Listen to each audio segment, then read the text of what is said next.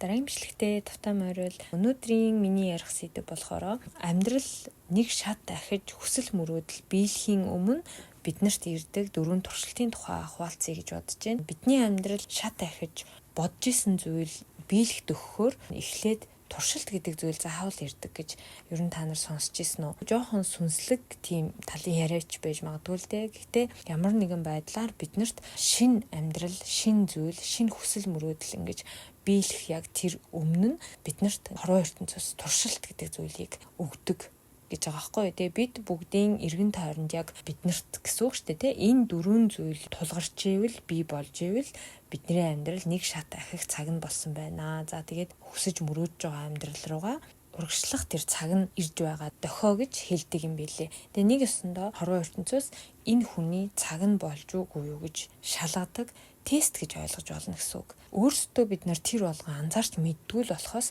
амьдрал шат ахихад яг л ийм туршилтууд, бид нарыг шалгах тестүүд байнга ингээд биднэрт тохиолж идэг гэж байгаа байхгүй юу. За тэгэхээр ямар 4 зүйл бидний амьдралд ингээд тулгарч явах юм бол бид нар дараагийн үе шат руу, дараагийн шин амьдрал руу одоо төгсөн байх вэ? Бидний хүсэл мөрөөдөл биелэх цаг нь болсон байх вэ гэх. Тэгэхээр нэгдүгээрт нь шийдвэрлэх ёстой зүйл гарч ирдэг гэж байгаа. Шийдэж чадахгүй яваад байсан ч юм уу тийм зүйлээ шийдэх цаг нь болдог. Эсвэл ямар нэг зүйлийг бүр зайлшгүй ингээд шийдэх хэрэгтэй болдог тийм нөхцөл байдалд ордог гэж байгаа байхгүй юу. Тэгээд амьдралд шийдвэрлэх алхам гарч ирдэг гэсэн үг. Тэгээд бидний амьдралд одоо заавал би энийг ер нь шийдэх л ёстой юм байна гэдэг зүйл тулгарч ивэл шинэ амьдрал руу урагшилж байгаагийн нэг дохио гэж ойлгож болох нь тий. За хоёрт нь болохоор болох, хаях зүйл зайлшгүй тулгардаг гэсэн үг.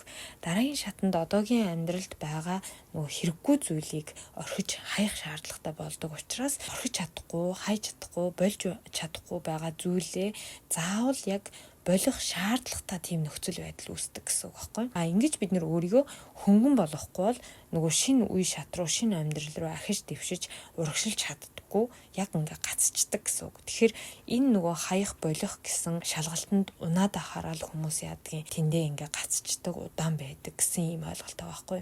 Гол нь амьдралыг чинь хойш нь татаад ингээд ерөөсөө урагшлуулдаггүй бидний амьдралд байдаг ямар нэгэн зүйл, ямар нэгэн хүн ч юм ингээ байх юм бол тийм зүйлээ орхин, хайн, тийм зүйлээсээ сална гэсэн үг байхгүй юу. Тэгэхээр хоёр дахь энэ туршилт болохоор бид нарыг тэгж чадж гин үгүй юу гэдгийг маань шалгадаг. Тэгж чадж ивэл бид нар ахаад нэг шат урагшлах тэр зүйлээ хийж байгаа, чадахгүй бол яг тэр байрандаа л үлдчихэж байгаа гэсэн үг. Гуравт нь болохоор бид нар уучлах, өршөөх хэрэгтэй үе гарч ирнэ гэсэн үг. За энэ туршилт дээр ихэнх хүмүүс ер нь бол ундаг юм байна л да. За эхний хоёрыг бол ямар нэгэн байдлаар амьдрал дээр ингээд давн туулаад, шийдээд, болоод, хаяад хүн хэцүү байсан ч гэсэн ингээл туулаад, даваад гараад ингээд шалгалтанд унахгүй урагшилж чаддаг юм байна. Гэтэл уучлах, өршөөх төр хүмүүс ихэнхдээ ингээд чадахгүй унаад байдаг гинэ. Орхисон ч гэсэн ингээд шийдсэн ч гэсэн гомдол гэдэг зүйл нь дотор нь байгаад байна гэсэн үг байхгүй юу. Тэгээд гомдол тэгээд ахаар шинэ үе шат руу урагшилж чаддаггүй гэсэн үг. Дээрэс нь бас энэ дээр өөрийгөө буруутгаад өөртөө бас ингээд хатуурхаад идэг бол өөрийгөө уучлж өршөөх хэрэгтэй гэсэн байгаа. Бусдыг ч өөрийгөө ч уучлж чадах юм бол урагшлах нэг шат болно гэсэн үг. Тэгээ уучлж өршөөнө гэдэг чинь ер нь өөрийгөө бүх юмнаас чөлөөлж байгаа гэсэн үг шүү дээ тий. Ямар ч зүйлд ингээд баригдахгүй, хүлэгдэхгүй. За тэгээд болондоо гэсэн нэг тийм хөнгөн, сайхан мэдрэмж авах зүйл учраас ер нь бол бусдыг ч өөрийгөө ч ингээд гоё уучлаад өршөөгөөд явж чадах юм бол за 3 дахь шалгалтаа бид нар давж гин гэсэн үг тий.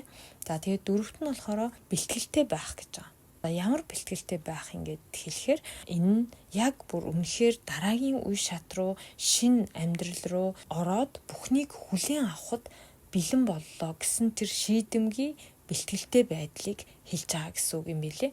Би хүлээж авахд бэлэн байна гэсэн тийм нэг сэтгэл зүй хүнд юу байдаг штэ тий.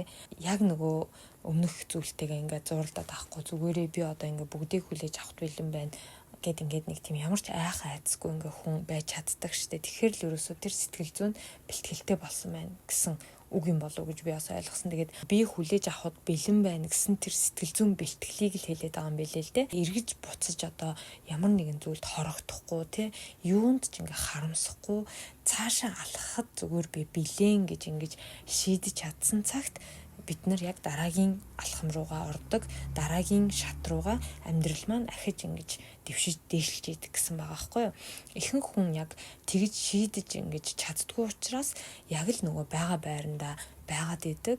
Эсвэл нөгөө өмнөх зүйлээ бүрэн гүйцэд орхиж чадахгүй учраас шинэ амьдралыг хүлээж авах тэр орон зайг бий болгож бас чаддгүй гэсэн юм зүйл байгаа юм л да. Уг нь бол бүр илүү бүр сайхан амьдралыг бэлдээд байдаг. Тэгтэл хүн өнгөрсөнтэйгөө зуралдаад өөрийгөө хойшин татаад ингээд амьдраад байдаг гэж байгаа байхгүй юу. Тэгэхээр ерөөсөө бидний амьдралд ямар нэгэн одоо саад бэрхшээл хэцүү зүйл ингэж тулгараад хин нэгэн хүн амьдралаас явах болоод ч юм уу. За тэгээд энэ нэг зүйлийг ингээд би одоо ажилч байдаг юм уу, юу ч байдаг, хүн ч байдаг юм уу, ер нь орхих цаг нь болжээ гэдэг зүйл ингээд гарч ирж ивэл ер нь зөрөгтэй л ингээд урагшлах хэрэгтэй юм байл л дээ. Тэгж чадахгүй байснараа бид нэр өөрсдийнхөө амьдралыг маш их хойшин татдаг. Тэрийгээ дагаад бас маш их цаг хугацаа ч гэсэн алддаг юм зүйл байгаа байхгүй юу. Би одоо хайрыгч бай, сайхан бүхнийг одоо дараагийн шинэ амьдралыг хүлээн авахд бэлэн гэсэн тэр сэтгэл зүйн бэлтгэл гэдэг бол хамгийн сүүлийн одоо маш чухал алхам гэсэн үг байгааз. За тэгээд энэ дөрвөн алхмыг хүн ер нь хийж чадвал туршилтыг давж орчлон ертөнцөөс өгж байгаа тэр шалгалтанд тэнцэж чадчихээн гэсэн үг юм байл л дээ. Ингэж тэнцэж чадах юм бол биднэрт ирэх тэр амьдралын гоё зүйлүүд араасаа урсаад ингээд орж ирээд байна гэсэн үг. Аль нэг дээр нь гацаад зогсчих юм бол тэнцэж чадахгүй байх нь шүү дээ. Бид нар тэр шалгалтанд тэнцэж чадахгүй учраас нөгөө амьдралаа өөрчилж гоё болгож одоо юу гэдгийг хүссэн хүсэл мөрөөдлөө биелүүлж амьдрч чадахгүй л гэсэн үг болж байгаа юм л та.